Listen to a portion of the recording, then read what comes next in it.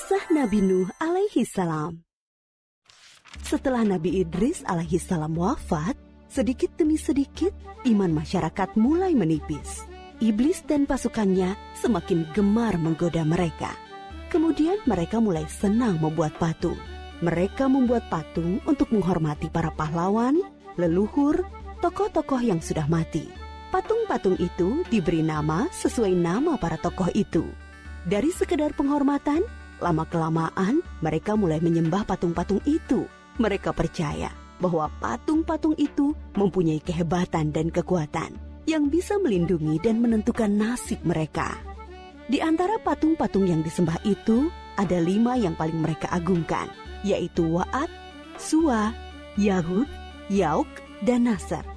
Inilah asal mulanya manusia menyembah patung dan berhala. Tentu saja, ini semua hasil pekerjaan iblis dan pasukannya yang berusaha sekuat tenaga menyesatkan manusia agar tidak menyembah Allah dan masuk neraka bersama mereka. Allah tidak membiarkan manusia tersesat semuanya tanpa petunjuk. Maka Allah memilih Nuh alaihi salam untuk mengingatkan kaumnya agar mereka meninggalkan penyembahan dan berhala dan kembali menyembah Allah Subhanahu wa ta'ala. Siapakah Nuh alaihi salam? Nuh adalah cucu dari Nabi Idris. Fisiknya kuat, terbukti dari umurnya yang sangat panjang, sekitar 1000 tahun. Hatinya mulia dan sabar luar biasa.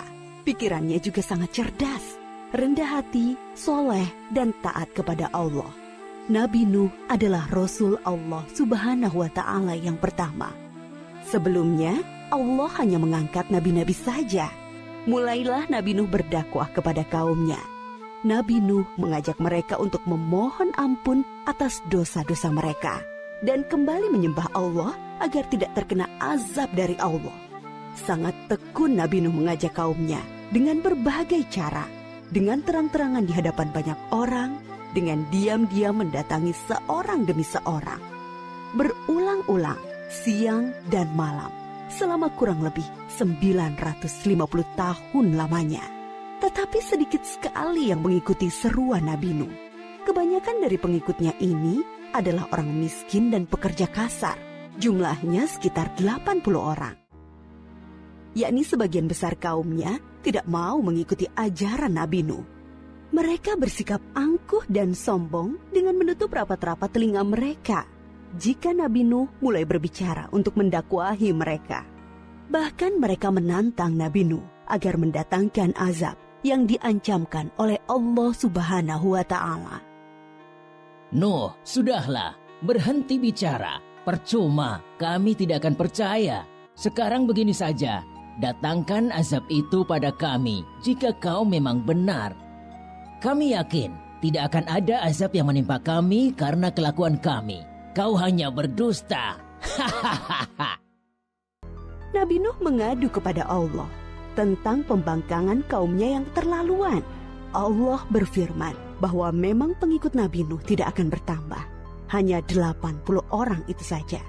Selebihnya mereka semua tidak akan beriman karena mereka sudah sangat sesat. Setelah jelas ketetapan Allah bahwa orang-orang itu tidak akan beriman, maka Nabi Nuh memohon kepada Allah. Tuhanku, musnahkanlah seluruh orang durhaka itu dari muka bumi. Mereka hanya membuat kerusakan dan melahirkan anak-anak yang durhaka. Kemudian Allah memerintahkan Nabi Nuh untuk membuat kapal yang besar. Pada masa itu ilmu perkapalan belum berkembang dengan baik. Allah mengajarkan ilmu itu kepada Nabi Nuh. Maka Nabi Nuh bersama pengikutnya membuat kapal besar terbuat dari kayu. Kayu itu didapati dari pohon-pohon di hutan di sekitar mereka.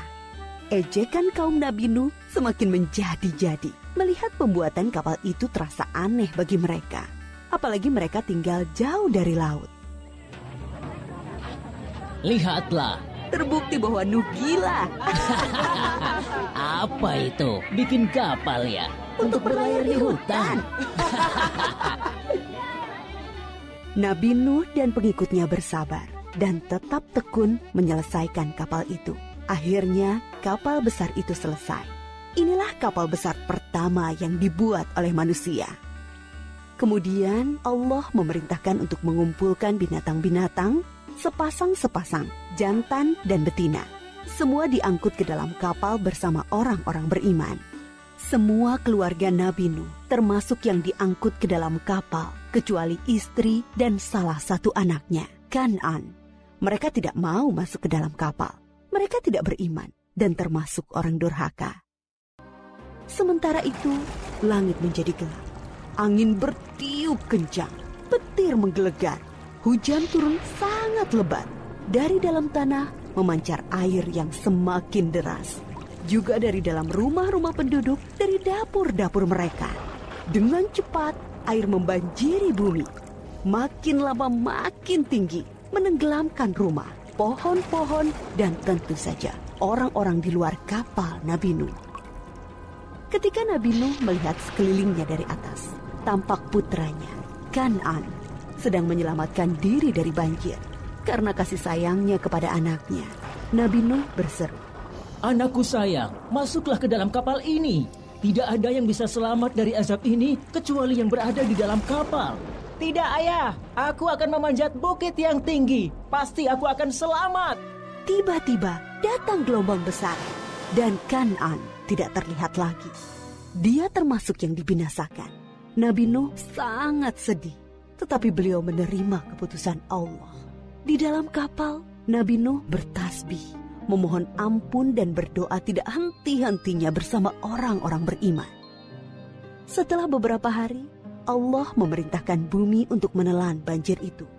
Hujan berhenti, air pun surut masuk ke dalam tanah. Kapal pun berlabuh di daratan lagi. Orang-orang beriman keluar dari kapal dengan tetap bertasbih. Syukur yang tiada terkira. Mereka memulai hidup baru tanpa gangguan orang-orang kafir yang sudah tenggelam, dibinasakan Allah karena kesesatan mereka. Kisah Nabi Nuh memberikan kita pelajaran bahwa durhaka kepada Allah dan tidak patuh kepada Rasul utusannya membuat manusia ditimpa azab di dunia ini maupun di akhirat.